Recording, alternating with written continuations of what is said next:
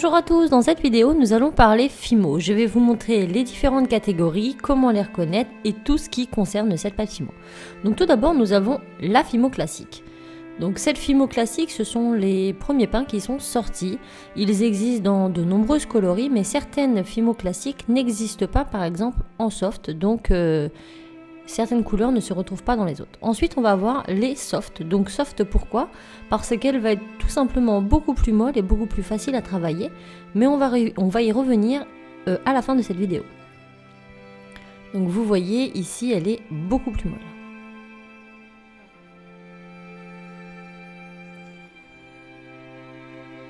Et pour finir, il y aura les Fimo Effect. Donc cette gamme de Fimo se constitue de plusieurs catégories. Tout d'abord, il va y avoir ceux-là qui sont les translucides. Donc les translucides vont être disponibles en différentes coloris et elles auront la particularité de devenir transparentes, plus ou moins transparentes lors de la cuisson.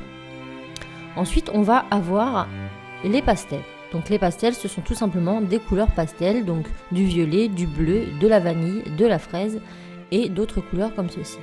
Ensuite, on va avoir les métallisés, donc l'or et l'argent principalement, mais il y aura d'autres couleurs un peu métalliques comme celle-ci, avec de micro-particules de paillettes à l'intérieur. Ensuite, on va retrouver les quartz, donc celles-ci existent aussi en quelques couleurs seulement, et elles auront un effet quartz une fois cuites, donc vraiment un effet pierre, et c'est vraiment assez sympathique à travailler, notamment pour le bijou. On aura aussi celle-ci, effet pierre aussi, mais beaucoup plus rubis et compagnie. Donc là aussi, ça va être très intéressant. Donc l'opale et le rubis.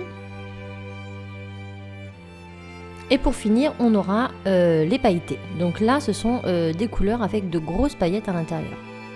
Il existe aussi la fluorescente que je n'avais pas sous la main et quelques autres petites gammes. Donc là, on va retrouver le numéro. Derrière, nous allons retrouver le nom en différentes langues. Donc le dernier lilas, c'est pour la langue française. Je vais vous montrer ici donc le numéro 302 qui correspond au bleu. Donc glitter bleu, donc c'est bien paillettes bleues. Ensuite, là, on va revenir sur les quartz. Donc on voit bien marqué glace bleue de quartz. Quartz rose et les numéros qui s'y référencent ici, 306 et 206. Donc les numéros vont être très pratiques pour pouvoir ranger nos pains de Fimo puisque l'on va pouvoir les ranger comme ceci et pouvoir automatiquement les retrouver plus facilement. Maintenant, nous allons mettre les effects de côté. Donc vous aurez bien compris que les effects, ce sont des pâtes polymères qui sont aussi souples que la soft mais qui donnent différents effets. Là, on va comparer la Fimo classique et les soft et effect ensuite. Donc tout d'abord, comment ouvrir notre pain de Fimo. Donc vous allez prendre sur le côté et enlever délicatement la première languette. Rien de très compliqué. Ensuite, vous faites de même avec son opposé, les côtés. Voilà, on décolle bien délicatement ceci. On fait pareil à l'opposé. Donc il est très important de bien ouvrir ces pains de Fimo pour une meilleure conservation. Vous le verrez juste après, je vous explique tout ça. Donc là, on essaie de l'ouvrir et on va essayer de chercher où se trouve le petit... voilà.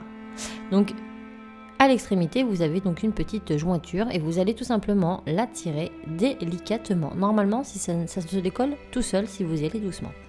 Et une fois que c'est fait, votre pain est totalement ouvert. Donc vous remarquerez, votre pain de Fimo se présente sous plusieurs barres. Donc les barres vont justement nous permettre de compter lors des mélanges. Une barre pour 2 barres ou 3 barres pour 2 barres, tout simplement. Donc là, je vais découper un petit morceau pour vous montrer un petit peu la consistance de la pâte classique. Donc déjà, je ne peux pas la plier d'un coup, elle se casse, elle est très très friable et très dure à manipuler. Ce pain que je vous montre est un vieux pain en plus, donc plus dur, mais qui n'avait jamais été ouvert. Mais pas de panique, il y a la Mix Quick ou la Fimo liquide pour ramollir cette pâte. Donc vous pouvez complètement l'utiliser, mais il est vrai que nous sommes un peu obligés d'utiliser la pâte Fimo classique car certaines couleurs en classique n'existent pas en soft. Je pense principalement au cognac qui n'existe que en Fimo classique par exemple. Donc ensuite vous avez une petite vignette autocollante à l'arrière, il vous suffit simplement de la décoller de remettre votre morceau de pâte que vous n'avez pas utilisé à l'intérieur. Donc il faut quand même que ça se ferme bien. Donc là je vais la séparer en deux.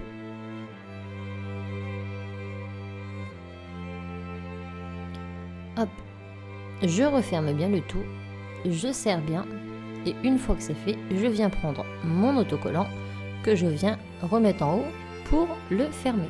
Et ensuite, il ne me suffira plus qu'enlever l'autocollant à chaque fois pour l'ouvrir et le fermer.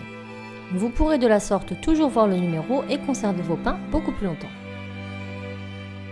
Je vais vous montrer maintenant ma Fimo Soft que j'avais ouvert un petit peu rapidement et voilà ce qui en découle. Donc là pour le fermer ce sera beaucoup plus compliqué et ma pâte risque de se salir ou de s'abîmer. Donc j'en prélève une petite quantité et vous verrez qu'elle est très malléable. Donc la Fimo Effect est aussi malléable que la Fimo Soft, elle se travaille très bien. Je vous conseille néanmoins d'utiliser soit des gants lors de l'usage de la pâte Fimo ou bien de vous laver les mains entre chaque couleur foncée à clair pour ne pas qu'elles déteignent les unes sur les autres tout simplement.